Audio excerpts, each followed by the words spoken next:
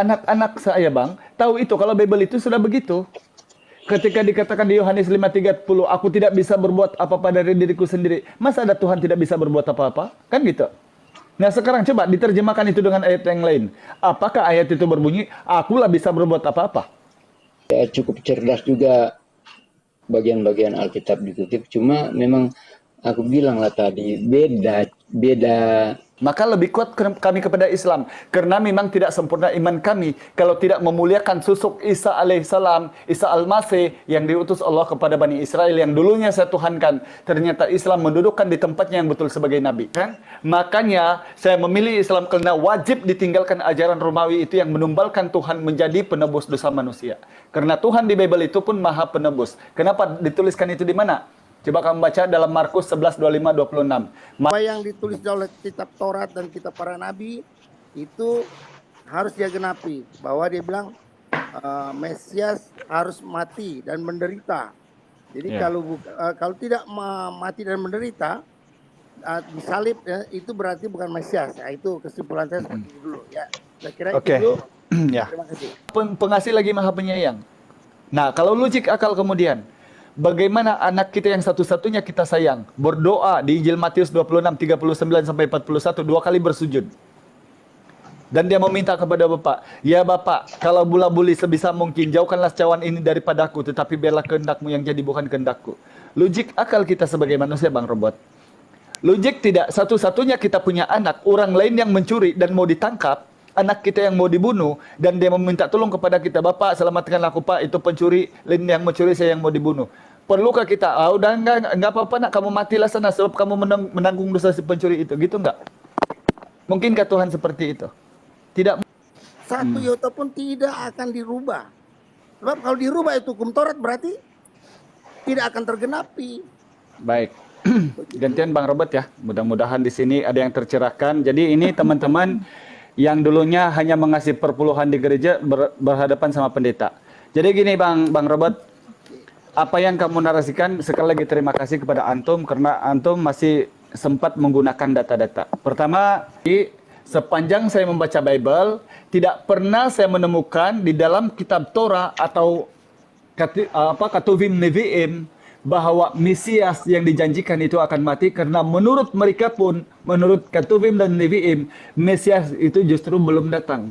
Sebab itulah penghinaan demi penghinaannya kepada Yesus menurut Talmud, kitab agama kitab orang-orang politik Yahudi.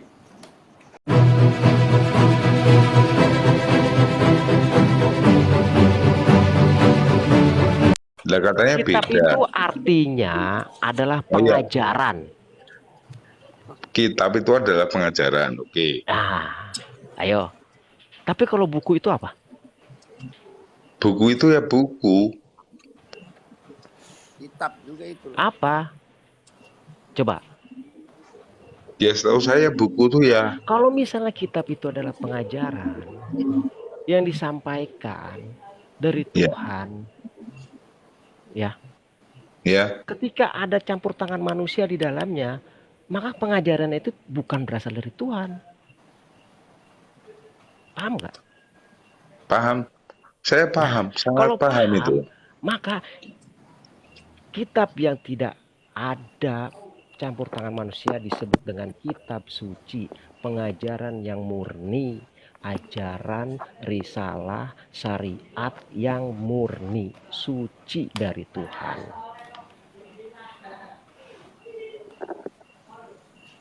Jadi kalau yang ada campur tangan dari Tuhan bukan kitab suci namanya.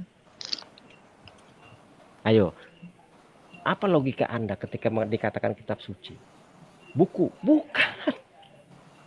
Tapi pengajaran. Kitab suci, definisi kitab suci adalah berasal dari Tuhan dan setiap isinya itu dari perkataan Tuhan sendiri.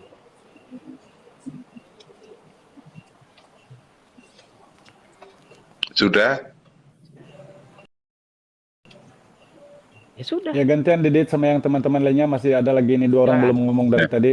Jadi prinsipnya adalah perkataan Tuhan itu butuh campur tangan manusia kan? Nggak butuh. Ya ampun, dijelasin sampai ini juga gimana ya? Sebentar. Jadi Gini. Tuhan itu punya alat cetak sendiri gitu ya di surga. Wah, ini kembali saya jelaskan Aduh, kembali. ampun. Silakan yang lainnya Bang Guntur, yang orang-orang Ya, seperti ya. ini coba kalau kita jelaskan. Silakan ke lainnya aja. Kalau Saya udah sambung bertanya udah dijawab. Tadi ya. Enggak apa-apa Bang Bejo, kasih. Oh, udah Nggak usah turun ditanggapi orangnya, lagi. udah turun orangnya. Enggak usah ditanggapi. Silakan yang lain, Robert sama ini Joseph. Ya, Pak Robert nih. Waduh, ini Robert suaranya kecil loh, Pak Robert Wendel itu. Suara saya kecil ya. Kecil Kedengaran sekali, kecil. Pak Robert. kecil ya. Oh, jadi nggak kedengaran ya saya bicara ya. Susah. Nggak Kedengaran kedengeran, tapi nggak kecil. enggak kecil banget. Ini gini ya, yang tadi Pak Didit bilang ya, yang disebut kitab. Kalau kita mau secara terminologi kitab itu ya, dia pikir kitab itu sesuatu yang berbentuk buku gitu kan. Enggak. Kitab Nah, itu kalau kan kita berasal sudah dari paham bahasa itu. Arab gitu. Udah paham Iya. itu Bang Guntur. Enggak usah Jadi lagi dijelaskan. seolah-olah Percuma menggiring, juga ngomong energi aja. menggiring ini sepertinya Pak Didit ini memang nggak tahu Bukan agama. nggak tahu Saya Bang juga Guntur, bingung mereka ya. itu ke sini, saya kasih tahu kamu, bukan tujuan untuk belajar. Mereka merasakan ajaran Kristen itu adalah ajaran surgawi. Jadi mereka merasakan ajaran Islam ini hoax. Jadi mereka ke sini bukan untuk bertanya. Coba dibuktikan yang dua ini. Makanya saya itu diam karena saya menilai itu mana-mana Kristen yang memang masih mau tahu kisi-kisi gitu. Tapi semuanya saya sudah tahu karena mereka itu teman-teman dikumpul daripada pastor, uskup, pendeta sampai jemaat pengasih perpuluhan sekolah minggu. Jawaban mereka itu aja, tidak menggunakan data. Kalau dalam apologet. Coba tuh naikin Lian Huta Barat tuh. Coba naikin. Boleh ngomong sebentar? Silakan. Oke, silakan. Ya, Pak Joseph, silakan Pak Joseph. Ya, terima kasih ya. Assalamualaikum warahmatullahi wabarakatuh.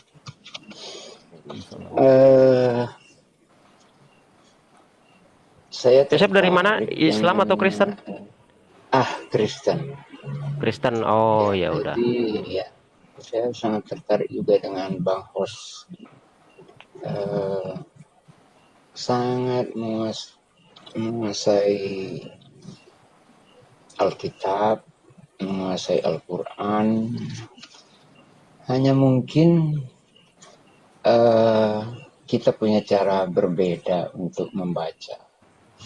Jadi kalau bagi kita membaca Alkitab itu tidak seperti membaca komik misalnya. Sekedar baca, mengerti kata, tidak seperti itu. Karena kalau bagi kita ya orang Nasrani itu kalau membaca Alkitab itu pertama harus didahului dengan doa dan pergumulan. Supaya yang kita baca itu diterangkan dengan jelas kepada kita. Jadi kalau misalnya Bang Host tadi dengar banyak sekali mengutip bagian-bagian Alkitab, apalagi seayat demi seayat itu, padahal kalau di dalam Alkitab itu ada satu perikop, ada satu bagian yang tidak dapat dipisahkan satu dengan yang lainnya. Bisa dia berupa sebuah cerita, bisa dia berupa sebuah kesaksian, ataupun dia berupa sejarah kalau di perjanjian-perjanjian lama. Begitu kira-kira. Jadi mungkin ya memang kalau kita membaca dari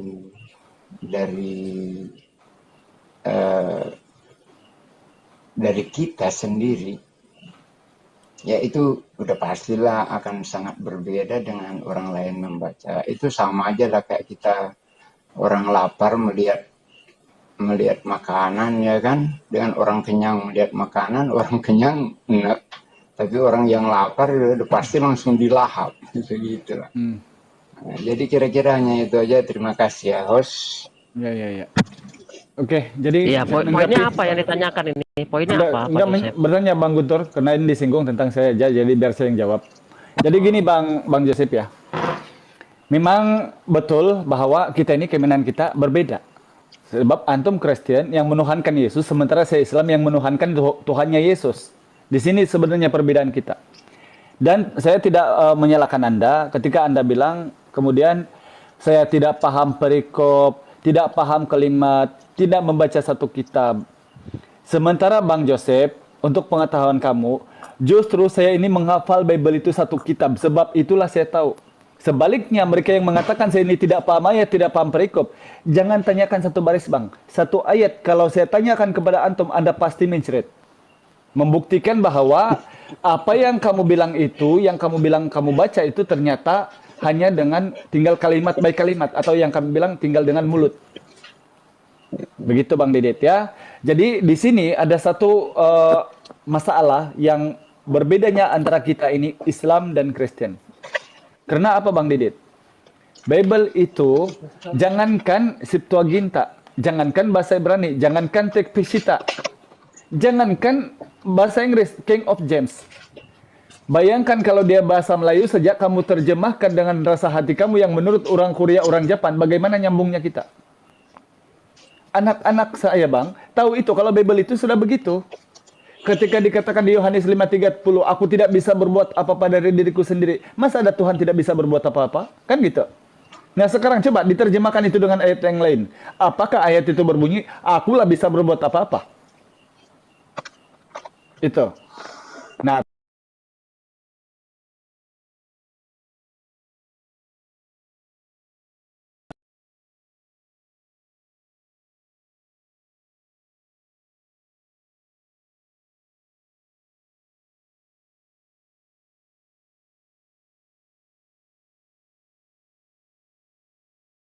katanya loh Yohanes dan katanya Paulus. Katanya Yesus berapa persen Al-Hidayah? 6%. Apa itu? Inilah jalan yang lurus menuju Tuhan Allahku yang harus mengikuti ajarannya sebagai Tuhan. Di mana tertulis? Yohanes 6:29, Matius 12:50, Yohanes 5:44 sampai 45. Mengikuti ajarannya, bukan menuhankan dia. Demikian. Allahu a'lam. Ya, ada pertanyaan apa ini Pak Joseph? Coba. Ya, Anda mau bertanya apa? sebenarnya sih saya bukan mau bertanya, saya hanya ingin mengklarifikasi karena dari tadi saya di bawah saya banyak mendengar Bang Hos ini banyak mengutip, ya cukup cerdas juga bagian-bagian Alkitab dikutip, cuma memang aku bilang lah tadi beda titik pandang, makanya kayaknya tidak begitu kena karena Bang Hos ini kan ya orang yang sudah kenyang, kalau dikasih makanan apapun malah enak, bisa muntah malah. Iya. Cuma bagi kita yang lapar, ya itu adalah makanan yang paling enak kalau kita begitu kira-kira. Jadi gini Didit, Joseph, dalam diskusi Kenapa ya kami Muslim ini lebih kuat kemudian akidah kami dalam Islam? Karena Bang Joseph ini diketahui daripada tadi kan yang bernarasi di Kumal saya ini saja Bang Didit, Joseph, kamu akan temukan sampai kadang-kadang 4 orang Kristen di atas saya naikkan. Coba kalau di Kumalnya Kristen, itu juga dinaikkan yang Islam awam yang kadang-kadang baru tahu Al-Fatihah, itu yang dinaikkan mereka lalu dikuruyuk, dibonyok-bonyok gitu. Padahal kenapa saya menaikkan banyak Kristen? Karena saya mencari mana satu pendeta uskup yang paling pakar dalam Bible. Dan justru kenapa umat Islam itu lebih kuat imannya kemudian? Karena ternyata yang Al-Hidayah hadapi dari uskup sampai kepada yang pengasih perpuluhan hanya dengan imani saja dan jawab itu saja muter-muter yang tidak menggunakan data. Maka lebih kuat kami kepada Islam. Karena memang tidak sempurna iman kami kalau tidak memuliakan susuk Isa alaihissalam, Isa al-Masih yang diutus Allah kepada Bani Israel yang dulunya saya tuhankan. Ternyata Islam mendudukkan di tempatnya yang betul sebagai Nabi. Maka disinilah jadi perangnya kita. Jadi perang dingin, perangnya ayat kita. Karena menurut Yesus, Lukas 16:17, lebih mudah langit dan bumi ini lenyap, Bang Joseph, daripada satu titik perintah hukum Taurat batal. Kenapa tiba-tiba datang Kristen dari Romawi? Oh, salah Yesus. Menurut si Paulus, dengan matinya sebagai manusia, maka dia telah membatalkan hukum Taurat dan segala ketetapannya. Maka ditanya di sini, Tuhan kamu siapa, Paulus atau Yesus gitu lah. Jadi bertumbuklah kita, berantamlah kita sama-sama ayat Bible itu. Ya kan? Makanya saya memilih Islam karena wajib ditinggalkan ajaran Romawi itu yang menumbalkan Tuhan menjadi penebus dosa manusia. Karena Tuhan di Bible itu pun maha penebus. Kenapa dituliskan itu di mana? Coba kamu baca dalam Markus 11, 25, 26. Matius 5, Matius 6, 11 sampai 12. Yohanes 8, 34. Tidak ada di situ Tuhan ditumbalkan menjadi penebus manusia. Tidak ada. Maka kewajiban saya kemudian mengikuti ajaran Yesus, Yohanes 14, 12 sampai 15. Kalau kau mengikuti aku, menuruti perintahku, kau harus melakukan pekerjaanku, bahkan pekerjaan-pekerjaan yang lebih besar. Tidak perlulah bang kamu disalib. Tidak perlulah kau disalib di bukit Golgota memikul salibnya Yesus. Tidak perlu dikawat duri kepalamu. Cukup melakukan perintah yang dilakukan Yesus. Pekerjaan yang lebih besar daripada itu apa itu? Sunat. Jangan makan babi. Bersujud. Bukan berlompat berjoget. Menghadap ke bait Allah. Wajib satu Tuhan itulah jaminan hidup yang kekal. Dan hukum yang utama dan terutama. Adonai Elohinu Adonai Ehad. Satu-satunya Allah yang benar. Bukan kepada Kristen yang ditanya. Jadi kalau Yesus bertanya sama Kristen, bingung dia di akhir zaman. Ditanya sama Yesus, kamu ini, siapa Tuhan kamu? Kan kamu Tuhan kami. Kok bagaimana saya jadi Tuhan? Kan tiga kesatuan menjadi satu pribadi. Bingung kan? Sementara Yesus ditanya, siapa Tuhanmu Yesus? Yohanes 5:44, Markus 12:29, Yohanes 17:3, selesai. Tidak ada geliputannya Yesus mengasih tahu Tuhan itu, Bang Joseph. Maka kewajiban saya sebagai pengikut Yesus harus memilih Islam. Inna dina indallahil Islam. Sebab itulah yang ditinggalkan oleh Yesus dalam Yohanes 14 nomor 27. Wallahu a'lam.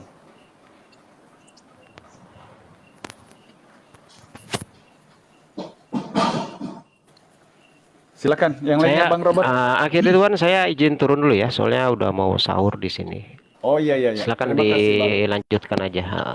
Oke, host, makasih juga ya. Saudara Aku Muslim. izin turun ya, host. Ya, terima kasih. Mohon maaf kalau ada salah katanya ya Bang Joseph. Intinya kita dalam dialog saja. Ya, nggak apa-apa. Diambil yang baiknya, kalau tidak baik itu karena kita Ya. manusia, Bang. Ya, amin, amin. Ya. Insyaallah mudah-mudahan kamu ketemu hidayah Allah. Ya.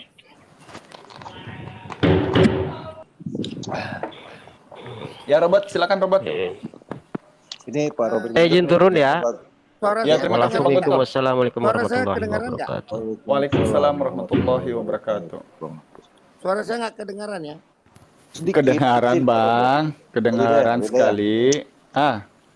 Ini Pak Robert ini guru karatenya Bang Juma. Oh. Pendeta. Yang sudah saya sering dialog dengan Pak Robert ini enak sebenarnya orang diskusi. Cuman masalahnya ini lagi nggak enak, audionya susah, kecil nih Pak Robert. Salah satu pelatih Assalamualaikum. tim juri. Waalaikumsalam warahmatullahi taala wabarakatuh. Ya, silakan Bang Robert, silakan. Assalamualaikum, terima kasih host. Waalaikumsalam warahmatullahi wabarakatuh. Oke, silakan. Pak Bang Robert. nggak pakai headset ya? Atau headsetnya dicabut atau bagaimana? Kecil suara. Biasanya enak Pak Robert ini kalau diskusi ini ilmunya banyak. Udah lama nggak ngobrol kita nih Pak Robert. Saya Ricky Ilon yang biasa di Zoom Pak Robert.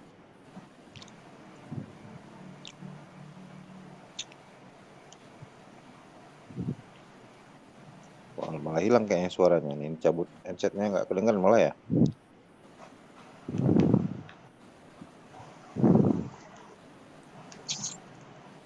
Ini Pak Robert ini di Sulawesi Utara ini. Tim juri bela diri yang sudah tua ini. Waduh, tapi jangan dikerati saya Bang Robot. Biar kerati aja HP-nya. Jangan kerati hostnya Bang Robot, nanti kepental kita semuanya malah. Kerati aja itu, HP-nya aja kerati Bang Robot. Ini Bang Alidayanya nggak kenal Pak Robert Wendur ini soalnya. Jadi tadi dia mungkin agak-agak nggak ini ya, dianggap rata. Nggak semuanya sama memang sebenarnya Pak Robert ini biasanya enak diskusi ilmunya lumayan mantap. Pendeta kayak ini Bang Bejo. Ya sepertinya Pak Robert ini udah tua sih. Dalam nama Yesus, dalam nama Yesus ada kemenangan. Dalam nama Yesus, dalam nama Yesus, iblis dikalahkan. Dalam nama Tuhan Yesus tiada dapat melawan. Oh, masih ingat saya ternyata lagu gereja ya. Silakan Bang Robert.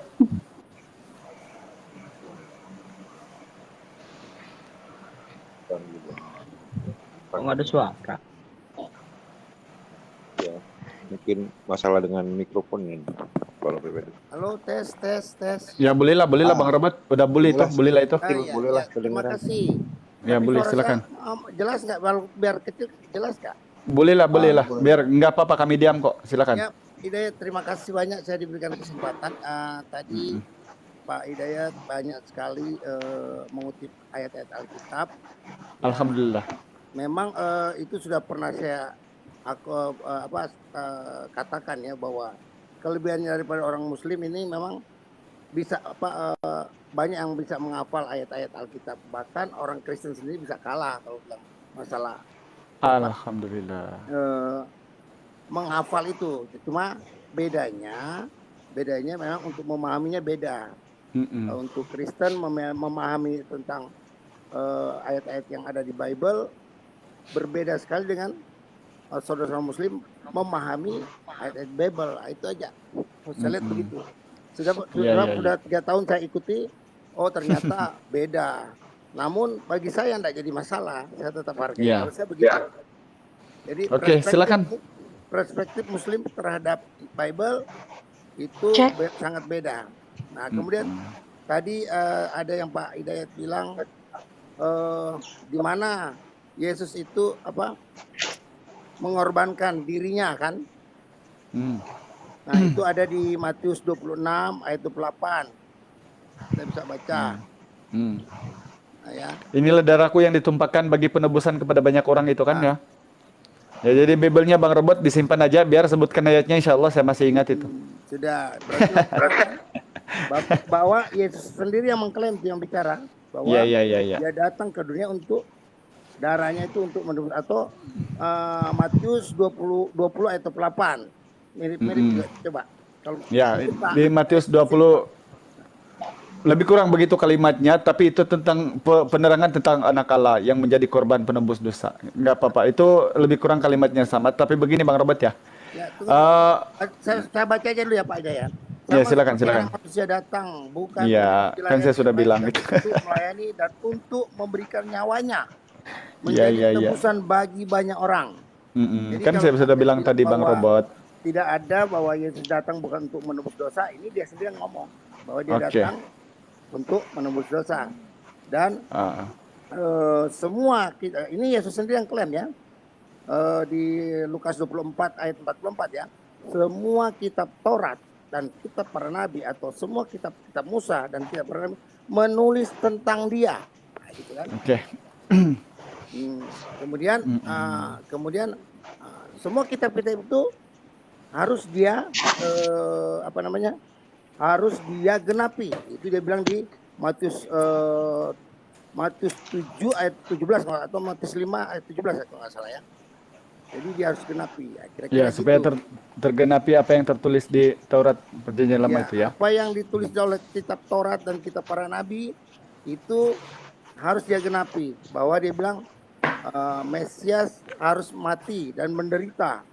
Jadi kalau tidak mati dan menderita, disalib itu berarti bukan Mesias. Nah, itu kesimpulan saya seperti itu dulu ya.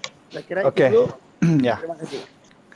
Terima kasih Bang Robert ya, karena apapun Masya Allah saya hargai orang-orang seperti ini teman-teman. Walaupun kemudian dia mengasih tahu, meyakini bahwa Alhamdulillah ternyata umat Muslim itu sangat hafal tentang Bible, tetapi setidak-tidaknya dia coba memberikan referensi atau edukasi untuk kita. Setidak-tidaknya beliau menerangkan. Begitu Bang Robert ya. Tetapi sebelum saya ke Bible, Al-Quran firman Allah Subhanahu wa taala dalam surah Al-Baqarah 79, A'udzubillahi minasyaitonirrajim, Bismillahirrahmanirrahim. Fawailul lil ladzina yaktubuna al-kitaba bi'aydihim summa yaquluna hadza min indillah liyasfaru bihi zamanan qalillah. Wa wailul lahum mimma katabat aydihim fa wailul lahum mimma yaksibun. Inilah yang sedang dibahas tadi Bang Robert, yang mana Allah berkata bahwa memang firman itu yang memang utuh dari Tuhan diubah oleh tangan-tangan manusia. Sekarang coba kita buktikan. Bagaimana kemudian Yesus berkata dalam Yohanes 16 nomor 15 sampai 17 itu, bahwa harus tergenapi apa yang tertulis di kitab Musa. Saya bahkan Bang Robert, coba kamu baca di dalam Mazmur 22 dari nomor 1. Di ayat ke-15-16-nya itu kamu temukan Eli Eli lema sabachthani. Iya. Ternyata ini, doa ini sudah dikabulkan oleh Allah di kalimat yang sama di ayat seterusnya 22 sampai 23. Coba dibaca. Bahwa doanya sudah diterima, sudah dijawab oleh Tuhan. Karena apa? Menurut Lukas 23 tadi dia berdoa di Taman Getsemani. Dan peluhnya ketika datangi oleh malaikat untuk memberi kekuatan, peluhnya seperti titik-titik darah yang bercucuran ke tanah. Nah, ini dikuatkan lagi dengan Mazmur 91 nomor 11 dan 12. Bahwa malaikat itu akan menatang engkau di setiap jalanmu, supaya kakimu jangan terantuk kepada batu. Meskipun kamu mau dibaham anjing, mau dibaham singa, kamu akan diselamatkan. Ternyata, kita kembali ke logika. Sebelum saya kasih ayat pertentangannya, kalau logik akal dulu. Bang Robert, kalau kita punya satu-satunya anak yang kita sayang di muka bumi, sebagai manusia ya, jangan sebagai Tuhan yang maha pengasih, maha pengampun. Kalau Allah itu kan kenapa kami bilang Bismillahirrahmanirrahim? Karena Allah itu maha pengasih lagi maha penyayang. Nah, kalau logik akal kemudian, bagaimana anak kita yang satu-satunya kita sayang, berdoa di Injil Matius 26, 39 sampai 41, 2 kali bersujud. Dan dia meminta kepada Bapa, ya Bapa, kalau bula-buli sebisa mungkin jauhkanlah cawan ini daripadaku, tetapi biarlah kehendak-Mu yang jadi bukan kehendak-Ku. Logik akal kita sebagai manusia Bang Robot. Logik tidak, satu-satunya kita punya anak, orang lain yang mencuri dan mau ditangkap, anak kita yang mau dibunuh, dan dia meminta tolong kepada kita, Bapak selamatkanlah aku Pak, itu pencuri, lain yang mencuri, saya yang mau dibunuh. Perlukah kita, udah enggak apa-apa nak, kamu matilah sana sebab kamu menanggung dosa si pencuri itu, gitu enggak? Mungkinkah Tuhan seperti itu? Tidak mungkin. Ini logik akal. Dibuktikan lagi dengan Bible. Coba. Menurut Matius 15:25, penyaliban Yesus itu pukul 9 pagi. Menurut Yohanes 19 nomor 14 itu pukul 12 tengah hari. Menurut Matius 27:34, minuman Yesus anggur bercampur empedu. Menurut Markus 15 nomor 23, anggur bercampur mur. Menurut Yohanes 19:17, yang memikul kayu salib Yesus itu dirinya sendiri. Menurut Lukas 23 nomor 26, itu Kreni anak Simon. Apalagi perkataan terakhir Yesus dalam Markus 15 nomor 20 sampai 21. Eli Eli lema sabachthani. Matius 27 nomor 16, di situ dikatakan Matius 27:28, di situ dikatakan apa? Sudah selesai. Jadi Al-Qur'an mengatakan di dalam surah An-Nisa tadi bahwa Allah Subhanahu wa taala menerangkan dia tidak mati terbunuh dan tidak pula tersalib. Tetapi yang terbunuh pada ketika itu adalah orang yang diserupakan wajahnya persis seperti Isa dan mereka sungguh dalam keraguan yang nyata. Ternyata Bible bahkan di Yohanes 18 Bang Robert kalau dibaca dari nomor 4 sampai nomor 18, di situ Yesus yang didatangi oleh Yudas bersama dengan tentara Romawi, dia bahkan berkata kepada mereka, akulah dia, sebanyak 3 kali, akulah dia, akulah dia. Lalu Yudas tersungkur ke belakang dan pingsan. Mana mungkin Yudas yang membawa mau membunuh ini tentara Romawi tidak mengenal sosok Yesus. Bahkan yang mereka hitung-hitung tinggal 11 orang. Kira-kira yang satunya kemana? Maka Allah berfirman, Isa diangkat hidup-hidup karena tidak susahnya bagi Allah menyelamatkan satu orang daripada mau dibunuh atau dianiaya oleh oknum-oknum yang lain.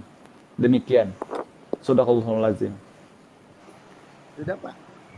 Halo. Silakan Bang Robert. Oke.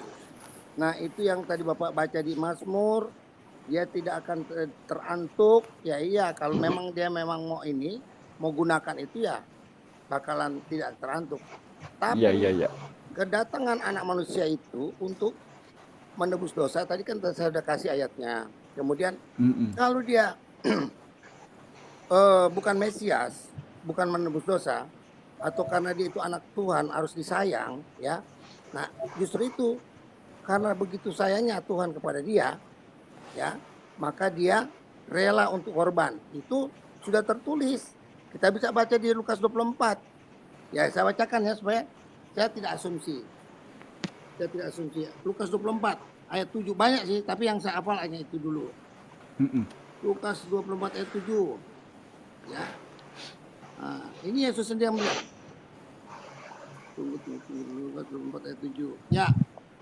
Yaitu bahwa anak manusia harus diserahkan ke tangan orang-orang berdosa dan disalibkan dan akan bangkit pada hari yang ketiga. Ini Yesus yang bilang loh.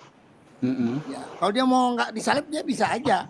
Tapi kedatangannya dia untuk menggenapi hukum Taurat. Ya, nah nanti saya itu ya ayat 7 ya. Ada lagi nih, masih Lukas aja nih saya kasih. Jadi saya tidak asumsi. Nah, seperti saya tidak asumsi. Ada lagi 20 berapa nih? Ya, tidak ada yang kamu.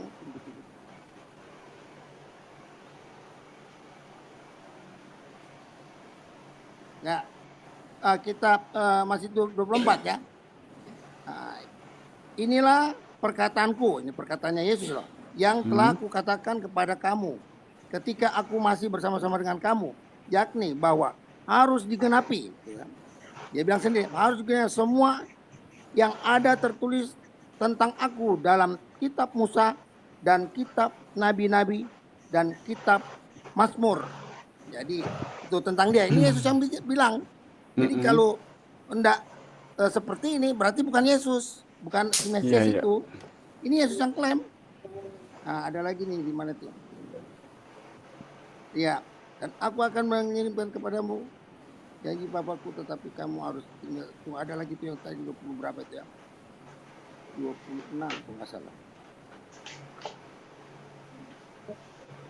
Nah, ini lagi. Bukankah Mesias harus menderita semuanya itu untuk masuk ke dalam kemuliaannya? Nah, itu kan. Ini klaim Yesus loh. Jadi kalau bilang Yesus tidak akan mati, tidak akan, itu berarti bukan Yesus. Ini Yesus sendiri yang ngomong bahwa kedatangannya dia itu ke dunia untuk menggenapi apa yang tertulis oleh kitab Taurat bahwa Mesias itu harus mati. Tapi pada hari yang ketiga akan bangkit. Dia bisa aja tidak terantuk kalau dia mau kan, bisa aja. Tapi yang kedatangannya dia kan untuk itu.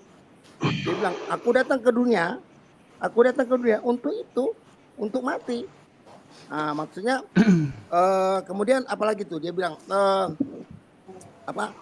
kalau waktu dia mau ditangkap, dia kan bilang begini, sangka kamu aku tidak bisa mendatangkan berlipat-lipat malaikat untuk membela aku. Nah, kalau dia mau menggunakan semua itu, fasilitas-fasilitas yang dia ini bisa aja, tapi memang kalau itu tidak terlaksana berarti bukan dia. Berarti Yesus datang bukan untuk menebus dosa. Itu kan dia bilang di Matius kan. Dia datang darahnya tertumpah untuk menebus dosa manusia, untuk menebus dosa manusia, untuk menebus dosa dunia. Itu kan dia sendiri yang ngomong, bukan orang Kristen yang ngomong. Yesus sendiri yang ngomong. Jadi semua itu yang ditulis oleh kitab Taurat dan kitab para nabi digenapi semua. Maka dibilang di Matius 7 ayat Matius 5 atau Matius 5 ayat 17-18. Satu iota pun tidak akan dirubah. Sebab kalau dirubah itu hukum Taurat berarti tidak akan tergenapi. Baik. Gantian Bang Robert ya. Mudah-mudahan di sini ada yang tercerahkan. Jadi ini teman-teman yang dulunya hanya mengasih perpuluhan di gereja berhadapan sama pendeta. Jadi gini Bang Robert, apa yang kamu narasikan, sekali lagi terima kasih kepada Antum karena Antum masih sempat menggunakan data-data. Pertama, saya ini suka berapologet. Sebelum saya ke ayat-ayat, saya selalu kembalikan ke logik akal.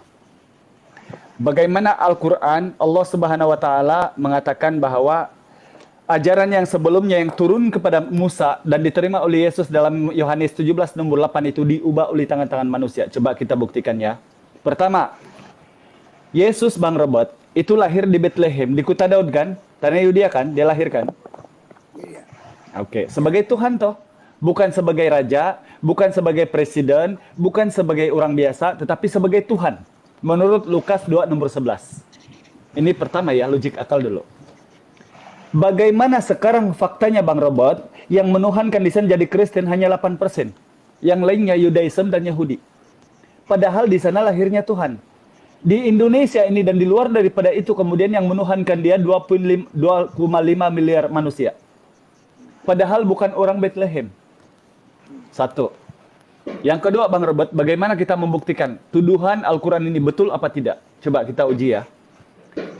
Menurut Yohanes 21 nomor 25, kata Yesus kepada Yohanes, jika dituliskan semua pekerjaan dan pengajaran yang diajarkan oleh Yesus, katanya, agaknya satu dunia pun tidak dapat memuat kitab itu. Oke? Sekarang bagaimana dengan Lukas, Bang Robert? Coba dibaca di Lukas 1 nomor 1, Kisah Para Rasul 1 ayat 1 sampai 3. Dalam bukunya yang pertama, Bang Kanur, coba di-mute dulu, agak noise. Nur. Bentar ya, saya mute dulu. Oke. Bagaimana dengan Lukas, Bang Robert? Dalam Kisah Para Rasul 1 nomor 1 sampai 3, Lukas 1 ayat 1. Dalam bukunya yang pertama sejak kepada seorang raja yaitu Theophilus, dia sudah menuliskan semua pekerjaan dan pengajaran yang diajarkan oleh Yesus. Ini sinkron nggak ini? Menurut Yesus, kalau dituliskan semua, satu dunia pun tidak dapat memuat kitab itu. Nah, kamu tadi menyinggung tentang Mesias itu harus mati. Saya, Bang Robert, untuk pengetahuan kamu, bukan saya sok jago di sini, bukan juga untuk mengajari. Justru oleh karena Bible itulah kemudian menjadi sumber hidayah saya masuk Islam. Saya tidak pernah menemukan satu ayat pun di Perjanjian Lama bahwa Mesias itu akan mati. Mungkin kamu sudah tahu ayatnya itu di mana, coba kasih tahu ke saya. Apalagi kalau Tuhan Elohim atau Hashem itu menjadi manusia dan mati. Itu bahkan tidak ada sama sekali. Sedangkan Yesus menuliskan ini. Di mana? Di Yohanes 5:45 sampai 47. Apa katanya di situ, Bang Robert? Jangan kamu menyangka bahwa aku menghakimi kamu di hadapan Bapa. Yang menghakimi kamu adalah Musa, karena kepada Musa kamu menaruh pengharapan, hukum Taurat. Dan dia telah menuliskan tentang aku. Kalau kau tidak percaya tentang apa yang ditulis oleh Musa, maka kau menyangkal aku. Ternyata di Perjanjian Lama tiada satu pun nama Yesus. Satu. Kedua, di Yohanes 12 nomor 34, di Bible kamu dikatakan, ini menurut orang Yahudi. Di dalam Taurat kami dikatakan katanya, penyelamat yang dijanjikan Allah, coba dibaca Bang Robert, penyelamat yang dijanjikan Allah, Yohanes 12 nomor 34, itu akan hidup selama-lamanya. Bagaimana kamu berkata anak manusia harus ditinggikan? Sudah 6 ayat toh? Nah, ini Bang Robert, kalau kita cerna-cerna dengan akal, dengan kata lainnya, bagaimana pula kamu berkata anak manusia bisa jadi Tuhan? Belum lagi dengan narasi Paulus di Kisah Para Rasul nomor 25 nomor 19. 25 nomor 19. Mereka berselisih paham tentang soal-soal agama dan seorang yang bernama Yesus yang disalibkan itu. Padahal dengan Paulus berkata dengan pasti bahwa dia hidup. Bang Robert, saya ulang sekali lagi, sepanjang saya membaca Bible, tidak pernah saya menemukan di dalam kitab Torah atau Ketuvim Nevi'im bahwa Mesias yang dijanjikan itu akan mati, karena menurut mereka pun, menurut Ketuvim dan Nevi'im, Mesias itu justru belum datang. Sebab itulah penghinaan demi penghinaannya kepada Yesus menurut Talmud, kitab agama kitab orang-orang politik Yahudi. Karena tidak ada di dalam Talmud mereka bahwa Mesias itu akan mati. Mereka sampai sekarang Bang Robert masih menunggu-nunggu Mesias. Belum datang Mesias kepada mereka. Di Bethlehem, di tempat dia lahir.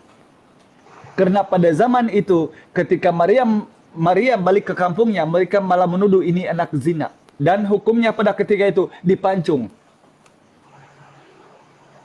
Nah, ini Bang Robert.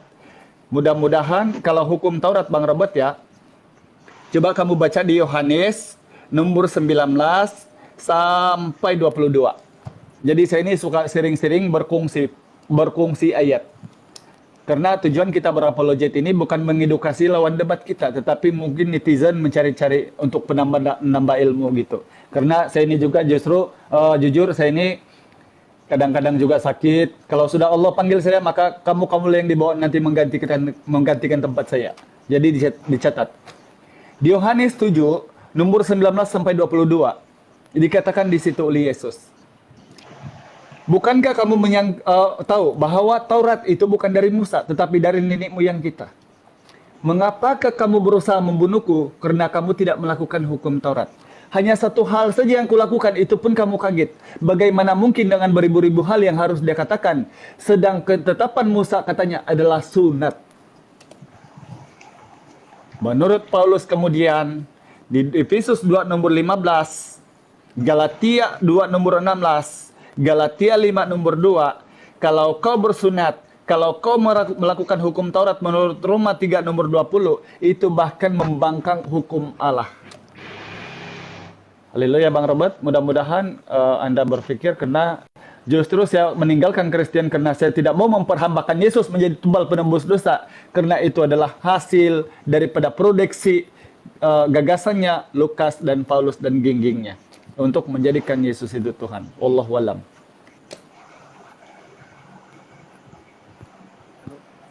Halo. Halo. Silakan Bang. Oke, terima kasih. Ayat-ayat yang dikutip tadi sangat banyak ya. Jadi yang saya ingat saja ya, memang banyak sekali. Nah, itu yang saya bilang yang dipahami oleh Pak Hidayat sangat berbeda, tapi saya tetap hargai.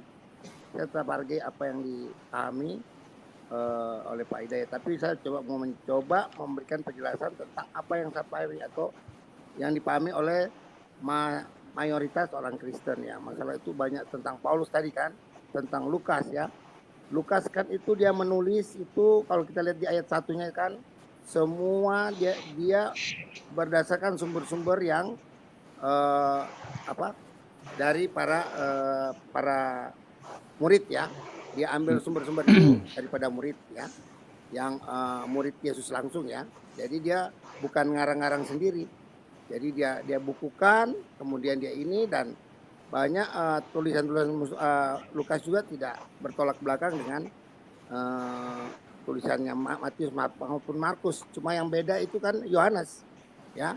Kalau Matius, Markus, Lukas itu Injil kanonik atau Injil apa namanya itu? Apokrifa. Bukan apokrifa, bukan. Kukira Bang Robert bilang iya. Astaga. Bang Hos, boleh saya nambahi Bang? Minta waktunya ya Bang. Maaf, tapi selesaikan Bang Robert dulu sebentar. Mungkin ada yang mau disampaikan. Selesaikan dulu ya Bang ya. Ya silakan Bang Robert. Jadi nanti gantian yang lainnya. Saya tetap hargai apa yang Bang Hos ini pahami. Saya akan tidak akan bantah. Iya. Ya itu pemahaman yang susah. Untuk merubah pemahaman itu kan tidak semudah itu. Betul Bang Robert, Masya Allah. Roh Kudus kan. Jadi nggak bisa saya mau ini. Itu seperti Yohanes 6 ayat 44 dan Yohanes 6 ayat 64. Yaitu, jadi kalau bukan Tuhan sendiri yang menangkap, ya nggak akan bisa. Biar saya mau berbusa-busa menjelaskannya. Tapi ya ini sebagai kewajiban saya sebagai orang Kristen yang diwajibkan untuk menyampaikan berita Injil ini kan. Nah, masalah apa itu yang tadi yang setahu saya ya, mulai dari Kejadian 3 ayat 15 itu tentang menubuat tentang Yesus ya. Kemudian banyak sekali, ratusan kalau saya lihat ya. Kemudian di kitab-kitab para nabi seperti Yesaya 55, Yesaya 53 ayat mulai dari 7 sampai 12 itu jelas sekali. Dia mati dia. Ya, sampai diundi dia punya itu kan, itu kita bisa lihat tuh di kitab Yesaya. Memang kalau mau lebih jelas memang Yesaya kalau saya lihat ya, banyak sekali dia bernubuatkan masalah Mesias itu si Yesus. Kemudian dikonfirmasi oleh 3 orang Majus itu waktu dia datang ke Herodes. Kemudian Herodes kumpulkan Mesias itu sebenarnya lahir di mana. Nah, akhirnya para imam-imam bilang di Bethlehem. Ya betul, di Bethlehem kan. Nah itu setelah dikaji, dilihat para imam-imam mengatakan bahwa Mesias itu akan datang di Bethlehem, dan itu terbukti. Sehingga 3 raja dari timur membawa persembahan dan menyembah beliau kan, menyembah si Yesus kan. Nah kemudian dikonfirmasi di Lukas 2 ya, bahwa yang datang itu adalah Lukas 2 ayat 11 mulai dari ayat 9 tuh. Yang datang tuh malaikat Tuhan loh, yang mau betul. kepada betul. para gembala. Malaikat Tuhan. Kalau malaikat Tuhan itu di Bible itu, kalau yang namanya malaikat Tuhan itu Tuhan itu sendiri. Iya. Itu Tuhan sendiri tuh. Maka Lukas setelah Tuhan Lukas 9 itu kan, Lukas nomor 9 sampai 22 itu. ya Lukas 2 ayat 9. Ya, Lukas 2 nomor 9 sampai 22 itu bahkan. Sampai 2 itu jelas sekali kan, yang mengkonfirmasikan itu kan malaikat Tuhan. Sehingga habis malaikat Tuhan kasih tahu kepada gembala, turun semua tuh malaikat-malaikat di surga kan, memuliakan dia kan itu kan. Siapa lagi yang kita mau ikutin ya? Para penulis. Kalau saya mau pilih lagi Injil yang mana ya? Injil yang dipahami oleh atau yang diimani oleh para Kristen seluruh dunia. Ya, keempat Injil itu. Nggak bisa lagi kita mau cari Injil yang lain. Jadi mau gimana yang benar-benar ditulis pada abad pertama itu kan. Di luar itu di abad kedua, ketiga itu kan. Sudah, nanti Pak Pendeta, nanti saya mungkin ada sedikit lagi mau bahas sama Anda, tetapi ada teman saya ini di sini karena saya mau berbagi juga sama mereka. Kebetulan ini terima kasih karena kamu sudah naik di sini, dan saya mau kasih kesempatan juga sama teman-teman ini yang baru naik, mungkin ada yang mau bercerita-cerita lah begitu Bang Pendeta ya, bukan kita artinya untuk menghinakan atau merendahkan keyakinan orang di sini, kita intinya cuma belajar aja. Silakan teman-teman kalau ada yang mau nih. Nice to meet you dengan Mr. House ini. Iya. Respect sekali. Ya, saya izin nambahi Bang Hoss ya. Silakan. Tapi santai aja ya, jangan ini ya, jangan kita kejang-kejang. Oke, salam kenal semua Bang Hoss, Bang Robert dan yang lain-lain ya. Saya tadi itu Bang Hoss, tertarik dengan ucapan Bang Robert yang menyatakan tentang penyalipan, penebusan, dosa waris dan lain-lain. Beliau mengatakan bahwa Islam dan Kristen itu beda persepsi ya. Beda persepsi, beda pemahaman. Saya katakan itu betul. Tapi mari kita buktikan antara pemahaman Kristen dan Islam itu mana yang lebih tepat. Gitu seharusnya. Jangan terpacu pada beda pemahaman, kamu nggak paham, kamu nggak kenal Tuhan, nggak akan dapat nganu nanti. Oke, saya buktikan gini. Mengenai dosa waris, ya, apa sih yang dikatakan dalam Al-Quran? Surah Al-An'am ayat 164. A'udzubillahi minasyaitonirrajim. Bismillahirrahmanirrahim. Wala taziru waziratu wizra ukhra, ya. Dan seorang yang berdosa tidak ikut memikul dosa orang lain. Ini Bang Robert, sebentar saya jelaskan dulu ya nanti. Surah Al-Baqarah 286. La yukallifullahu nafsan illa wus'aha. Laha ma kasabat wa 'alaiha maktasabat. Allah tidak membebani seseorang melainkan sesuai dengan kesanggupannya. Dia mendapat pahala dari kebajikan yang dikerjakannya, dan dia mendapat siksa dari kejahatan yang dikerjakannya. Jadi dosa itu ditanggung masing-masing kalau dalam Al-Quran. Terus gimana dengan Perjanjian Lama? Sekarang kita buktikan mana yang sebenarnya salah pemahaman antara Kristen dan Islam. Tadi sudah disampaikan sama Bang Hoss, benar jelas. Tawarikh 264 itu mengatakan tidak ada orang memikul dosa orang lain, ya kan? Ulangan 24:16. Janganlah ayah dihukum mati karena anaknya, janganlah juga anak dihukum mati karena ayahnya. Setiap orang harus dihukum mati karena dosanya sendiri, jelas. Mazmur 62 12-13. Dan daripadamu juga kasih setia, ya Tuhan, sebab Engkau membalas setiap orang sesuai dengan perbuatannya. Sudah jelas Bang Robert? Islam itu bukan salah persepsi, justru Anda yang salah persepsi. Maaf saya katakan ya, Bible tidak saya katakan kitab suci Bible itu. Halo Bang, supaya nggak panjang, supaya saya langsung sampaikan. Benar ya semua yang Abang bilang tadi, benar. Saya juga ada ayatnya, bisa ya? Supaya ya sebentar, nanti tadi saya diem aja. Okay. Sampean giliran saya ngomong belum selesai, nggak usah, nggak. Ini saya cepatkan kok ini. Silakan. Ini saya cepatkan ini.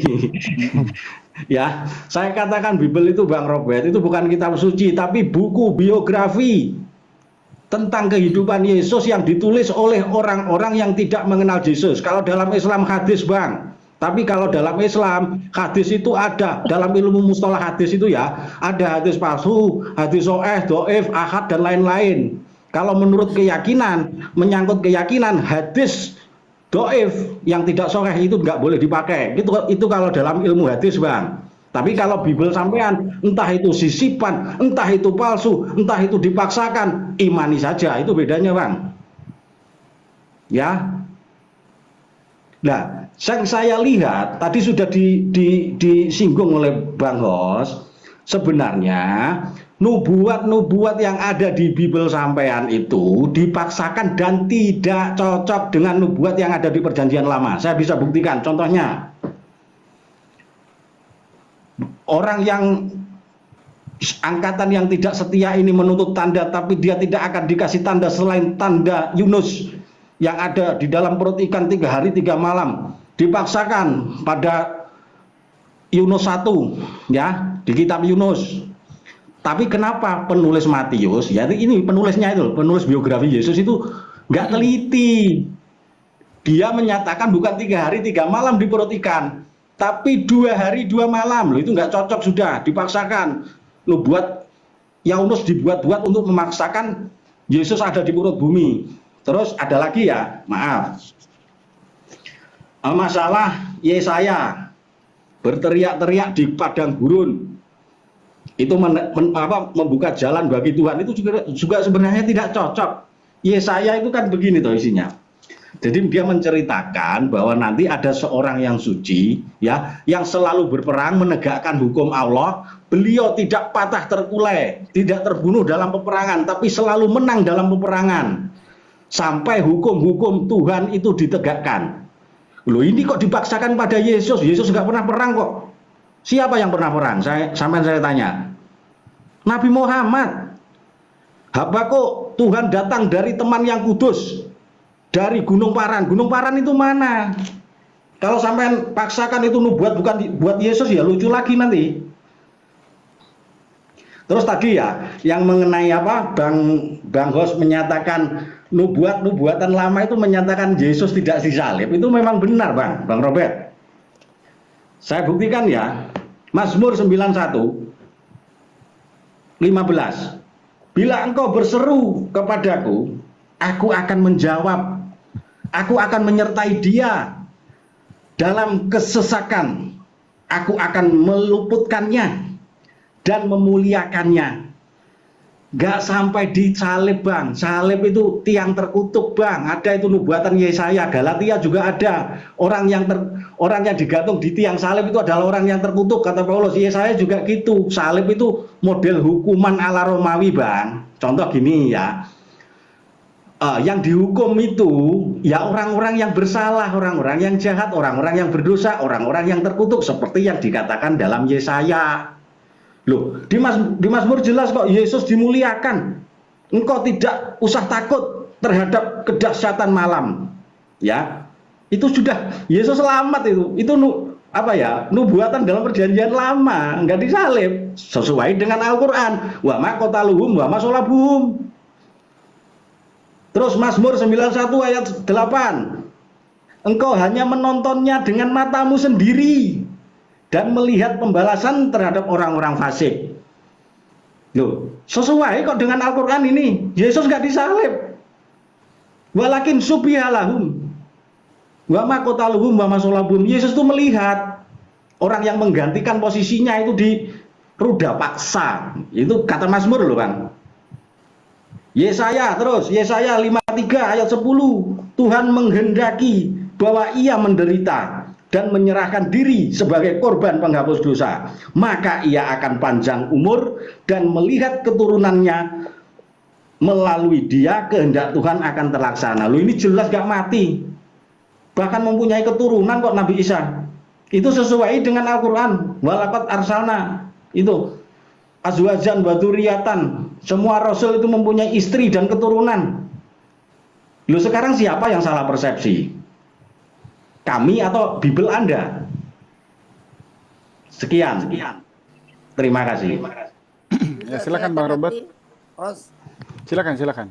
Ya betul. Tadi apa yang dikutip itu ada konteks masing-masing. Ya, itu ada konteksnya masing-masing. Itu masalah ceritanya untuk ini, untuk itu, untuk ini. Itu ada konteksnya. Nah ini ada juga ya di Keluaran 20 ayat 5 ayat 6 ya. Bilangan 14 ayat 18, Ulangan 5 ayat 9 10 ya.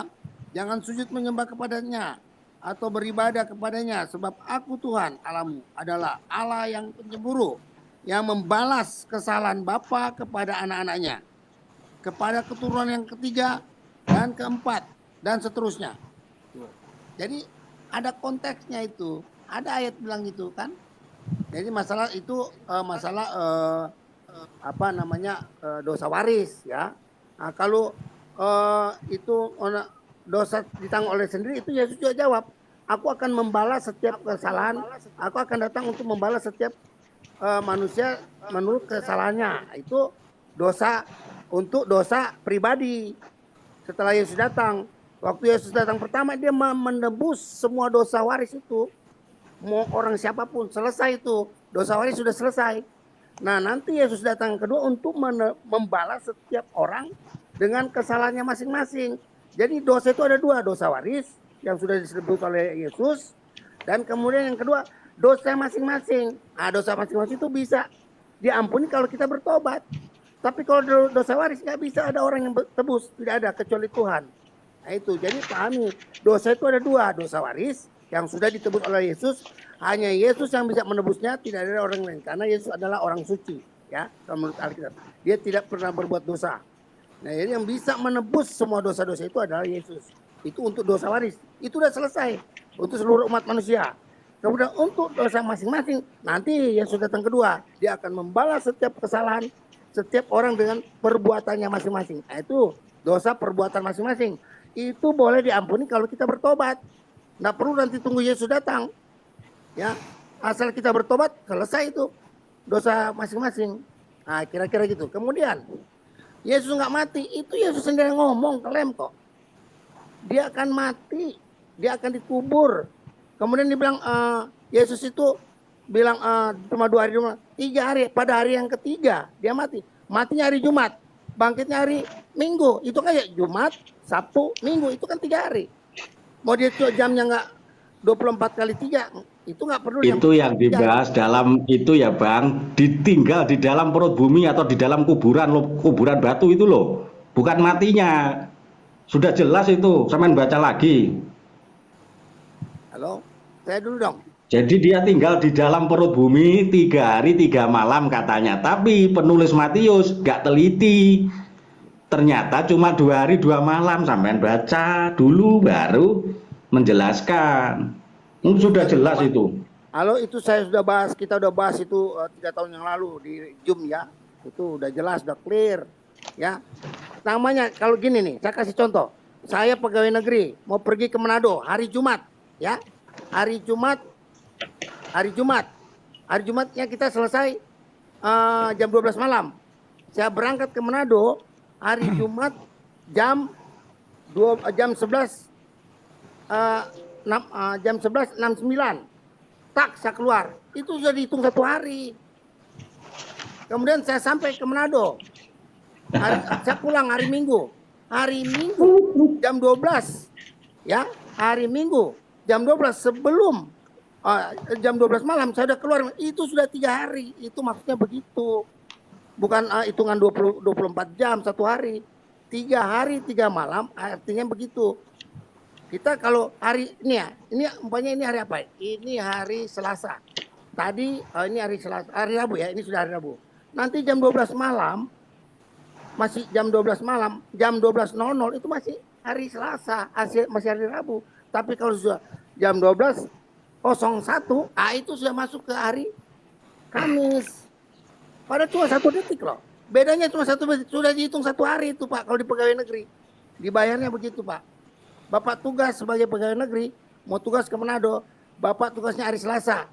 Tapi Bapak berangkat ke Manado, hari Selasa jam 12, jam 00, itu masih dihitung 1 hari. Tapi kalau Bapak udah 00:01, sudah masuk ke hari yang kedua itu Pak. Nah gitu. Kira-kira begitu kalau hitungan hari. Orang Yahudi juga begitu. Di dunia juga hitungan hari begitu Pak. Bukan masalah jam 24 jam. Kalau 24 ya lain lagi itu. Kalau menghitungan 3 hari Bang Robert, caranya. Bang Robert, Ya, ya. Bang, sebenarnya Yesus disalib itu kalau menurut ajaran sampean itu kan untuk menebus kutukan Taurat itu pertama ya. Terus biar kamu selamat memperoleh hidup yang kekal. Betul apa enggak? Jawab dulu itu. Ya betul. Apa? Ya, sekarang sampean saya kasih sanggahan ya. Padahal untuk memperoleh hidup yang kekal itu tidak dengan cara itu. Yesus sudah mengajarkan di Matius 19 ayat 16. Mau saya bacakan? Guru, perbuatan baik apakah yang harus aku lakukan untuk memperoleh hidup yang kekal? Kholidina fiha fil jannah kalau dalam Al-Quran. Apa itu guru? Yesus menjawab, turutilah perintah Allah. Ya, kata orang itu, perintah yang mana? Gitu. Kata Yesus, jangan membunuh. Ini sebenarnya 10 hukum Taurat. Tapi anehnya sama Paulus didoktrin bahwa penebusan dosa itu untuk membatalkan hukum Taurat karena siapa yang berada di bawah hukum Taurat adalah terkutuk. Loh ini kan aneh. Halo. Loh sekarang gini loh Bang, untuk membuktikan ya siapa yang salah persepsi apakah Islam dan Kristen itu sampean selidiki itu. Halo. Islam nggak menyalahi ajaran Yesus, ajaran para nabi-nabi terdahulu. Beda dengan Kristen. Kristen itu ya maaf, Trinitas aja. Itu yang mengisahkan dan membuat itu Konstantinus di Konsili Nisea. Pada saat itu Konstantin masih memeluk ajaran pagan. Agama resmi, mitos-mitos dewa Yunani yang menjadi agama resmi penjajah Romawi kala itu. Zeus, dewa Zeus. Kelahiran Dewa Mitra itu di abad ketiga. Iya. Lelek kamu ngomongin ajaran Trinitas sudah nggak sama dengan ajaran Musa, dengan ajaran nabi-nabi terdahulu. Hukum Taurat itu nggak akan ada. Padahal di sini Yesus jelas untuk memperoleh hidup yang kekal. Laksanakanlah hukum Taurat itu. Matius 19:16. Jadi biar sampean nggak bulet, nggak muter-muter. Jangan penyesatan, cari kebenaran, jangan pembenaran. Ya. Terima kasih. Oke. Untuk hidup kekal itu Yesus kasih itu banyak sekali. Yesus kasih Yohanes 10 ayat 28. Yesus yang ngasih. Yohanes 17 ayat 2. Yohanes 6 ayat 39. Yohanes Sampean bacakan. Ya. Nanti biar ada sanggahan, biar pena. Iya, Yohanes saya kasih yang ini aja ya. Yohanes 10 ayat 28 ya. Banyak sih kalau dia mau kasih hidup kekal, asal percaya dia hidup kekal. Yohanes 3 ayat 14 juga. Kalau percaya Yesus hidup kekal kok. Yohanes 10 ayat 28. Baca aja itu. Ya, saya baca ya. Dan aku memberikan hidup yang kekal kepada mereka yang mereka pasti tidak akan binasa sampai selama-lamanya. Dan seorang pun tidak akan merebut mereka.